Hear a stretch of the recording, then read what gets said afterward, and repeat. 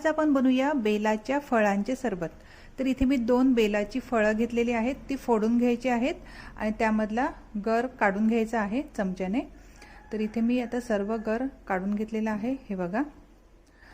आणि आता आपण काय करायचं, त्यामध्ये थोडीशी काळी मिरी टाकायची आहेत, 4-5 काळी मिरी क्रश करून टाकायची आहेत। 1 ग्लास पाणी ॲड करायचं आहे आणि हातानेच मिक्स करायचं आहे, मिक्सरमध्ये लावायचं नाहीये, हातानेच पूर्ण गर काढून घ्यायचा आहे। हे बघा, असा चोरा निघायला हवा।